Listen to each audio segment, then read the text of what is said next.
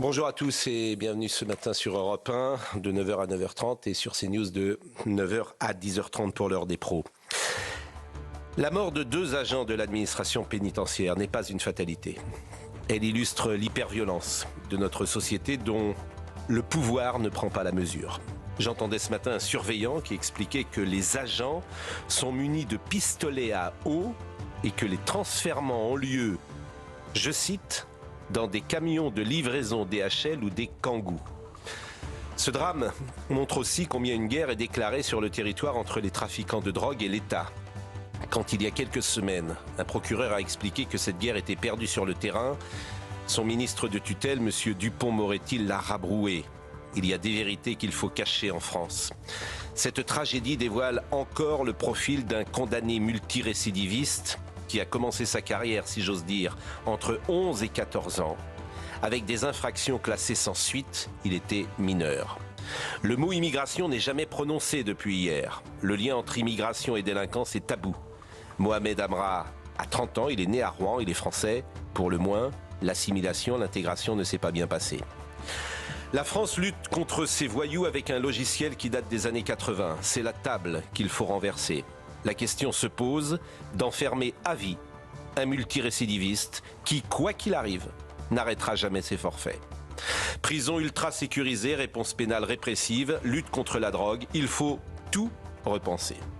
La question se pose enfin de la responsabilité de ceux qui nous gouvernent. Nous serons intraitables, la République est attaquée. Toutes ces phrases restent sans lendemain. L'émotion de M. Dupond-Moretti ne saurait faire oublier qu'il est responsable de son administration et qu'il peut agir, lui, comme tous ceux qui gouvernent, pour changer les choses. Ce qu'ils ne font pas, par conviction, par aveuglement ou par lâcheté. Il est 9h01 avec Noémie Schulz, avec Georges Fenech, avec Gauthier Lebret, avec Éric Nolot, bien évidemment. Et nous sommes aussi avec Johan Carrard, qui est secrétaire général Force ouvrière. Je vous remercie d'être avec nous. On a découvert, beaucoup de gens ont découvert ce qu'est le pôle de rattachement des extractions judiciaires, ce qu'on appelle la PREJ.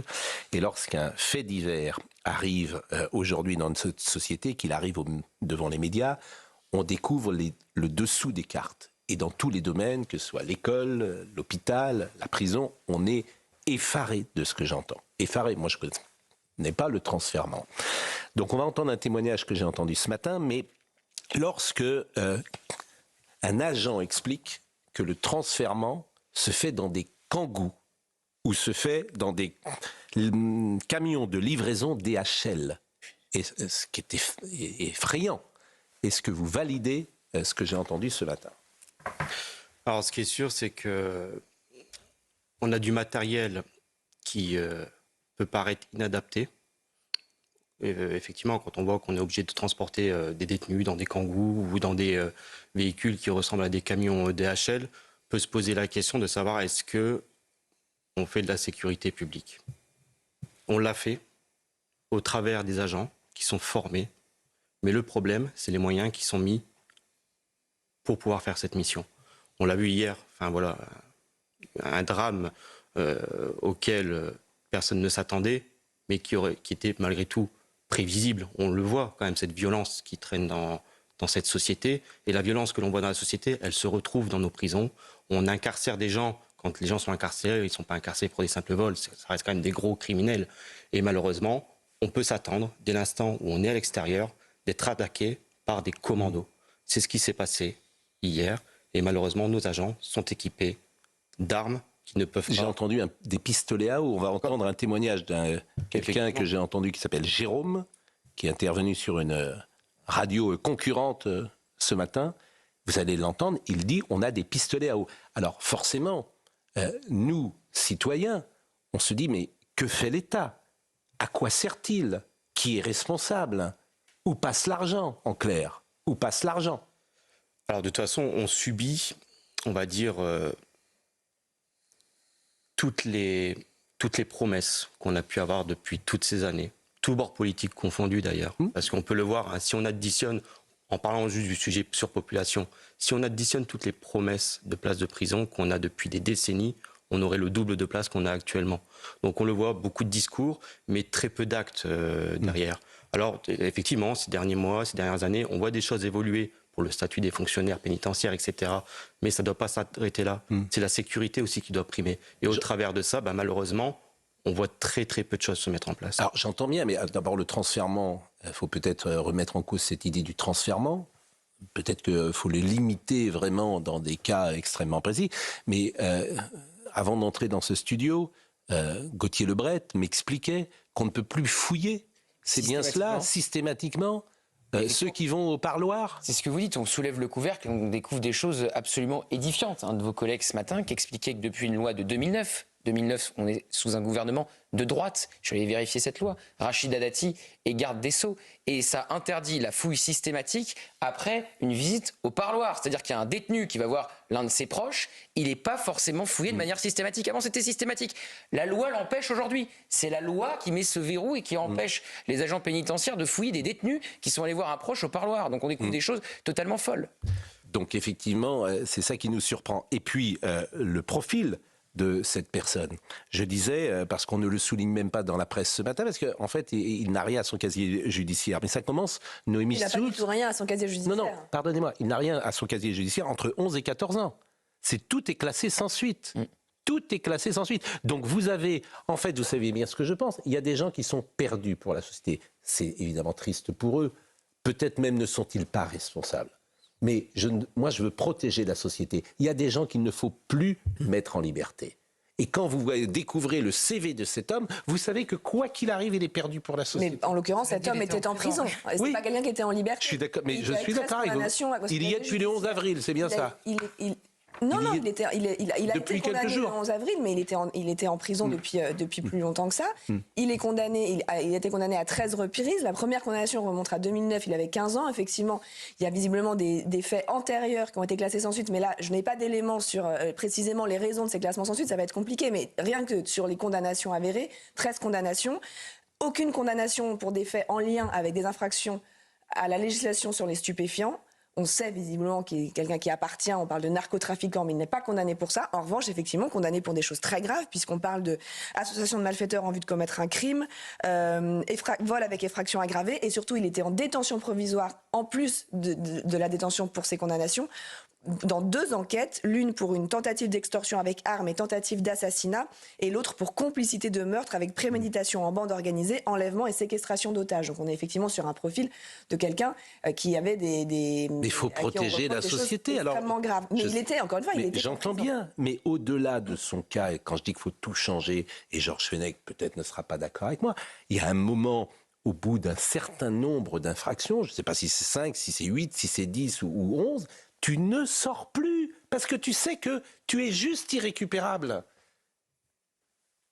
Tu es irrécupérable, donc il faut protéger la société. C'est ce que vous estimez. Il y a beaucoup de gens qui pensent pas la même chose. Robert Badinter disait qu'il faut espérer que toute personne puisse changer, et notamment que la prison a une des vocations de la prison, c'est de faire en sorte de faire évoluer les gens. C'est l'impunité de ces mineurs, quand on voit qu'il y a eu, je ne sais plus combien, vous avez dit 14 classements. Entre 11 et 14 ans, mais c'est des classements sans suite. Mais on n'aura jamais, là aussi, on ne pourra pas précisément, comme le dit. Ça veut dire quoi? Ça veut dire entre 11 et 14 ans. Elle a été commise, mais bon, en opportunité, on ne poursuit pas. On peut peut-être pas la il y a 19 faits délictueux non sanctionnés. Alors, c'est pour ça que c'est des photographes. Attendez, parce qu'on n'a pas pu caractériser l'infraction. Attendez. Il y a 19 faits délictueux non sanctionnés alors qu'il est âgé de 11 et 14 ans. C'est des faits délictueux non sanctionnés. Voilà, c'est une photographie à chaque fois de ce qu'est la France. Et bien ça ne peut plus durer. Et monsieur Dupond-Moretti, que j'ai entendu hier soir pleurer, c'est son rôle de changer les choses. Il l'a changé. Et son rôle, c'est pas d'engueuler les procureurs. Lorsqu'un procureur dit il y a 15 jours, on a perdu la bataille sur le terrain. C'est pas son rôle d'engueuler les procureurs, c'est juste de les écouter. Je comprends, mais ce que vous dites aurait plus de sens si cet homme était en liberté. En l'occurrence, il était en prison. Mais je parle au-delà de cet homme. Non, mais même... Au-delà de cet homme, Noémie Schultz, les gens qui gouvernent ne comprennent pas ce qui se passe en France. Non, mais même sur ce point donc précis, c'est ennuyeux. Il est en prison. Vous dites tout à l'heure, oui, mais Badinter dit un homme peut changer, la prison peut servir à ça. Moi, j'observe que cet homme, depuis sa prison, organise son évasion. Donc en fait, il n'est pas dans un processus de rédemption ou de payer sa dette à la société, il passe à autre chose. Il continue d'organiser des actes gravissimes, puisqu'on en est à 2 morts. Et d'après ce que j'ai compris, il y a un de vos collègues qui est entre la vie et la mort, depuis sa cellule de prison. Donc je penche un peu vers Pascal Praud. Qu'est-ce que vous voulez faire avec des individus pareils, qui continuent leur activité criminelle en prison et qui, s'ils sortent, eh bien, vont la reprendre de plus belle? Yohann Carrard, est-il vrai, par exemple, qu'à Nanterre, dans la prison de Nanterre, on achète la paix sociale, que cannabis, portable, toute possibilité d'interaction avec l'extérieur, avec ordinateur, etc. Est-ce que c'est une réalité, oui ou non? Alors, ce qui est sûr, c'est qu'il n'y a pas besoin de laxisme de la part des personnels pour que perdure ce trafic, ces stupéfiants, ces téléphones portables. Il y a une telle quantité qu'on en saisit tous les jours, mais il y en a 2 fois plus qui rentrent, quoi qu'il arrive, par des jets en projection dans les établissements, etc. On parlait tout à l'heure de la fermeté, le fait de punir quelqu'un. Faut-il rappeler qu'on a un code pénal, des sanctions qui sont prévues, mais qui les prononce, ces sanctions? Ce sont les magistrats. Les magistrats sont libres et indépendants. C'est eux qui font la pluie et le beau temps dans le service judiciaire. C'est eux qui font la pluie et le beau temps en termes d'incarcération. C'est eux qui font la pluie et le beau temps sur la surpopulation. Donc, oui, on attend des mesures législatives, etc. Il n'y a pas de souci. Mais faut-il rappeler la place du magistrat qui est fondamentale dans ce système-là? Oui, sauf qu'on lui a enlevé le pouvoir de prononcer des courtes peines d'emprisonnement. Mais on ne peut pas. On ne peut pas les appliquer quoi qu'il arrive. On n'a plus de place de prison. Non, mais laissez-moi finir. On peut avoir toutes les les juges sont libres et indépendants, mais dans le cadre de la loi. Or, la loi, depuis 2021, donc c'est tout récent, avec la réforme du Code pénal des mineurs, a non seulement créé une césure du procès pénal, c'est-à-dire que le juge ne peut même plus condamner, il déclare coupable et il renvoie à 1 an. Vous vous rendez compte?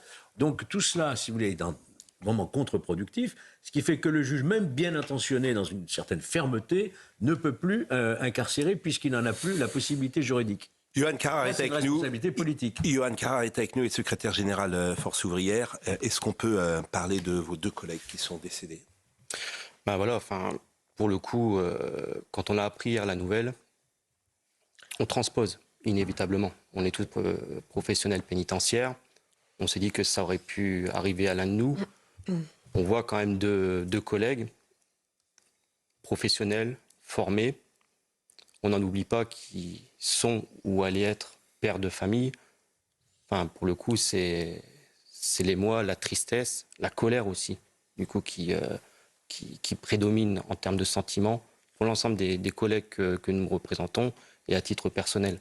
Donc, ce qu'on se dit, c'est que ce qui s'est passé hier, ça ne doit pas rester sans suite. On attend des choses, on attend que l'administration pénitentiaire tire les leçons de ce qui s'est passé. On ne peut pas rester en statu quo et se dire on s'est réunis, on a honoré nos morts et on passe à autre chose. Ça, ce ne sera pas possible. Effectivement que le minimum de camions blindés soit mis en place dans un transfèrement. C'est ça qui est sidérant. Quand je dis qu'on soulève en tout le capot, tu te dis mais comment se fait-il que dans des transfèrements, il puisse y avoir des camions non sécurisés? Comment est-ce possible? Le pistolet à eau, moi, j'y crois pas. Hein.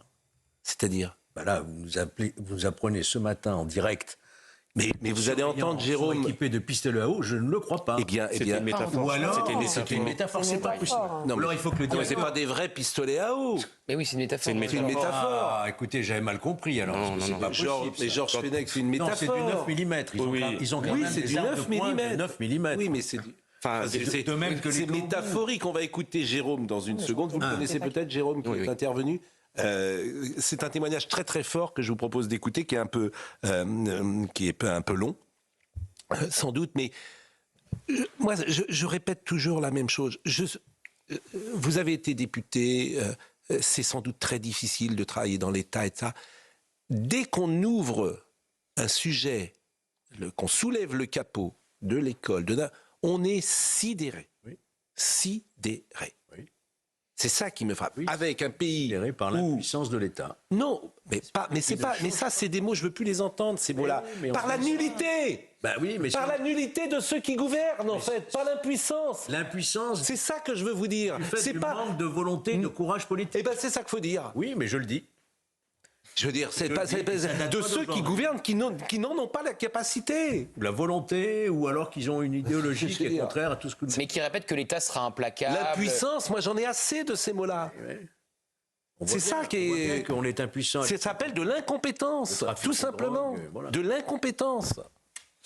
Donc je vous propose d'écouter effectivement Jérôme, que j'ai entendu ce matin. Oui, c'était prévisible. Aujourd'hui, on a affaire à une population carcérale qui ont des complices. Ils tirent à l'arme de guerre. Nous, excusez-moi du terme, les mots vont être forts, mais on a des pistolets à eau face à eux. On a des pistolets à eau. Hier, on a entendu, il paraît qu'on avait des armes longues dans les véhicules pénitentiaires. Non. Nous, les escortes judiciaires, donc les PREJ. Moi, j'appartiens au PREJ 94. C'est quoi le PREJ 94 ? Pôle de rattachement des extractions judiciaires. Merci. On a du 9 mm. On a des pistolets à la ceinture, 9 mm. C'est ça que vous allez demander cet après-midi, parce que les syndicats vont Éric Dupond-Moretti cet après-midi. C'est ça l'urgence aujourd'hui ? On a les 9 mm. On n'a aucune... on est formé sur le terrain pour réaliser des extractions judiciaires. On est formé pour. On a des formations compliquées. Voilà. Sur 10 surveillants qui vont partir en formation, 4 ou 5 vont réussir la formation. C'est une formation assez poussée, assez difficile. Mais ça veut dire qu'il y a les autres qui ne réussissent pas cette formation et qui sont là quand même. Non, ils ne sont pas là. Si vous réussissez, si la formation n'est pas validée, vous n'intégrez pas cette unité. Quelle est l'urgence aujourd'hui, Jérôme ? Qu'est-ce qu'il faut demander cet après-midi au ministre de la Justice ? Il nous faut des moyens. Mais quels moyens en urgence là aujourd'hui ? Là aujourd'hui, il faut qu'il y ait des dotations personnelles de gilets lourds pour tous les extractions. On sort avec des gilets qui arrêtent du 9 mm, on ne sort pas avec des gilets qui arrêtent les armes de guerre. Il nous faut des moyens. On a des véhicules, comme vous avez pu voir sur la vidéo, un Renault Master, un véhicule de livraison de chez DHL. On sort des détenus avec des véhicules de livraison. Il n'y a aucun blindage. Faut arrêter. Aujourd'hui, on a 2 collègues qui sont tombés. Et ce qui me met encore plus en colère, c'est quand on entend, excusez-moi, mais c'est l'émotion. Allez-y, on l'entend, pas de problème. Excusez-moi. On entend votre émotion, on entend votre colère. Quand vous entendez qu'on se permet de faire parler la mère de cette personne qui s'est évadée, je vais peser mes mots, je vais dire cette personne, parce que tout à l'heure j'avais des mots plus durs. Et je me contiens. Quand on entend parler, mais il est où le respect pour les familles, les 2 collègues qui sont tombés ? Il faut arrêter de la faire parler. Arrêter. Elle a dit qu'elle ne reconnaissait pas son fils et on a entendu son Non. C'est pas nous qui l'avons mis au monde, son fils. C'est pas nous qui l'avons mis au monde. Bah écoutez, c'est pas nous qui l'avons mis au monde. Nous aujourd'hui, on a 2 collègues qui sont tombés. Il y a 2 collègues qui sont tombés aujourd'hui. Aujourd'hui, Fresnes, c'est mort. Il n'y a rien. Tous mes collègues d'extraction, on est tous devant la base. On ne sort pas. On ne part pas en mission. Le quartier de Fresnes, les collègues de détention nous ont rejoints. Il n'y a pas d'extraction aujourd'hui. Il n'y a pas de mouvement. Un blocage, c'est une journée morte dans les prisons, on l'a bien compris. Bon, vraiment, c'est sidérant d'entendre cela. Et au-delà de l'aspect politique, etc., je le répète, cette affaire de moyens, c'est quand même pas très compliqué à mettre en place, quand même. Quand je parlais de compétences, c'est pas très compliqué de dire chaque transfèrement sera dans un camion blindé. Combien faut-il de camions blindés ? Combien y a-t-il de transfèrements en France ? Et déjà de protéger ceux qui travaillent. Je pense par exemple que dans le privé, si ça se trouve, lorsqu'on convoie de l'argent... Ah bah convoyeur de fonds, c'est blindé. Hein. Il est possible que l'argent soit plus protégé que vous. Oui. dans les sociétés privées. Donc c'est invraisemblable. Après, il y a toute la question technique. Et effectivement, quand on parle de véhicules blindés, il y a du pour, il y a du contre. Je pense qu'il faut trouver une solution entre le véhicule blindé et le fourgon qu'on a actuellement. Prenez un véhicule blindé, nous, il nous faut aussi de l'intervention rapide. Voilà, un véhicule blindé, on le sait, ça va très lentement, notamment sur les autoroutes. Et après, ce qu'il faut savoir, c'est que dès l'instant où il y a une attaque de fourgon blindé, on sait comment ça se passe. On n'arrive pas avec les mitraillettes, on y va au bazooka. Donc, il y a aussi ces répercussions-là qui sont aussi il y a toute une analyse technique. Maintenant, effectivement, il y a des choses qui peuvent se mettre en place rapidement. Sauf que, malheureusement, on fait face à des idéologies, des fois, qui sont très compliquées. Voilà. Comme une revendication que nous portons, c'est la dotation d'une gaz lacrymo en détention. C'est très compliqué à obtenir, alors même que c'est un moyen de défense qui ne coûte pas cher, qui pourrait être attribué à l'ensemble des agents. Et pourquoi c'est compliqué ? Parce que vous avez des idéaux, vous avez des associations qui militent derrière tout ça. Donc en fait, on n'y arrivera pas. Sur aucun sujet, on n'y arrivera pas. Je peux vous dire, on n'y arrivera pas. Donc quand je dis changement de logiciel, renverser la table, on n'y arrivera pas. Mais voilà. Dans le même temps, on parlait tout à l'heure je vous parlais des magistrats. C'est ce qui fait dire parfois que c'est foutu, puisque dès que tu es confronté à des profs, en fait, on ne peut pas, pour ce que vous avez dit, pour une raison idéologique, en fait, on ne peut rien faire. Voilà. Faut protéger les criminels, faut protéger, etc. Quand on parlait tout à l'heure des magistrats, moi je vous le dis, je le répète, vous savez, qui connaît le mieux le détenu ? Qui vit avec le détenu? C'est l'administration pénitentiaire. Et malgré tout, sur tout ce qui est aménagement de peine, sur tout ce qui est gestion individuelle de sa peine, c'est le magistrat qui gère. Or, le mieux, c'est l'administration. C'est à elle à réguler. On est, nous, en capacité de pouvoir réguler notre surpopulation carcérale, de dire si tel individu est dangereux et tel ne l'est pas. Et ce n'est pas au travers de solutions papier. Monsieur, ce que vous venez de dire me permet de rebondir en disant il va bien falloir un jour ou l'autre réfléchir sérieusement à retirer l'administration pénitentiaire du ministère de la Justice pour le confier au ministère de l'Intérieur. L'administration pénitentiaire, c'est la troisième force de sécurité en France, avec la police et la gendarmerie. Qu'est-ce que fait l'administration pénitentiaire sous la tutelle du garde des Sceaux? Le jour où vous aurez une administration pénitentiaire qui dépend de Beauvau, vous aurez une cohérence dans les interventions et vous aurez davantage de moyens. Noémie Schulz, je voulais dire un mot et ça sera le dernier avant la pause. La question est de savoir si effectivement c'est normal qu'il n'y ait eu qu'un fourgon de l'administration pénitentiaire et une voiture de l'administration pénitentiaire hier et pas des policiers ou des gendarmes ou des forces spéciales, les ERIS, les équipes régionales d'intervention et de sécurité. La question c'est est-ce que la demande avait été faite hier? La procureure nous a dit que c'était une escorte niveau 3, donc c'est minimum 3 agents, là il y en avait 5. Mais dans certains cas, pour les escortes niveau 3, vous avez des véhicules supplémentaires, des forces d'intervention. Et là, ce seraient des personnes qui sont beaucoup plus à même d'intervenir en cas d'attaque comme hier. Là, clairement, ces 5 agents de l'administration pénitentiaire n'avaient pas les moyens de riposter à la violence de cette attaque, la préparation de cette attaque. Mais j'entends, mais au-delà de cela, c'est ce que je vous dis, c'est qu'on soulève le capot et on voit les conditions de travail de l'administration pénitentiaire de la France, 5e puissance du monde. Oui. C'est ça qu'on découvre. Et que vous rentrez dans un commissariat, vous rentrez dans un service public, vous rentrez dans une école, vous rentrez et vous faites les mêmes réflexions.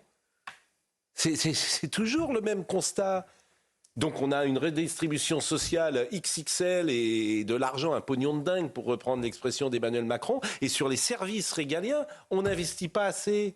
Je crois que le budget de la justice, c'est combien? Le budget de la justice, c'est 2%, 3% de... Et ça a augmenté de manière record sous Éric Dupond-Moretti. Donc, on a ce que vous dites, on ne construit pas de prison. Il faut sans doute des prisons ultra sécurisées, j'imagine, aujourd'hui. Oui, il faut des prisons... Enfin, nous, ce qu'on prône, c'est des établissements qui soient adaptés à la situation et au profil de chaque détenu. Sûr. Maintenant, la problématique qu'on a, c'est que... Toujours plus de détenus. Toujours plus de détenus. Tout le monde veut des prisons, mais personne ne les veut chez soi. Et parce qu'il faut les mettre peut-être dans des endroits de France... qui sont... Oui, mais il faut qu'ils soient quand même pas très loin des tribunaux. Et pourquoi? Parce qu'il y a la question des transferts. Eh bien, écoutez, on fera une organisation différente. Oui, ça sera peut-être les juges qui se déplaceront. Passer outre mais ça sera peut-être passer outre au refus des collectivités et des mairies. Mais ça sera l'État, dans l'intérêt général, impose peut-être des zones où il y a des zones désertiques en France. Chaque zone appartient à une mairie ou oui, mais il y a des zones où il y a des espaces plus importants que d'autres, qui sont moins peuplés, si vous le voulez. Il faut toutes les extractions, les familles. familles. Comment vous allez faire pour les parloirs, les familles, etc. Vous direz aux familles que leurs enfants ou leurs maris n'ont pas lieu d'être là. Vous leur expliquerez. En fait, vous voulez rien. En fait, on n'y arrive jamais parce que vous mettez déjà en place les conditions pour lesquelles il n'y aura pas de prison. Il faut un minimum 30 000 places de prison, vous le savez. Vous mettez dans votre raisonnement déjà les conditions pour lesquelles on ne construira pas de prison. Vous avez demandé aux familles. On n'y arrivera pas. Il y a la question de la réinsertion, effectivement. Allez, Thomas Hill, restez avec nous. Il y a la question de la réinsertion, effectivement, où effectivement, nous, le but, c'est aussi, une fois que la personne a fini sa peine, c'est de ressortir un peu meilleur que ce qu'il est rentré. Mais vous soulignez tout à l'heure un dispositif que nous demandons par rapport à ces extractions. Il faut les limiter.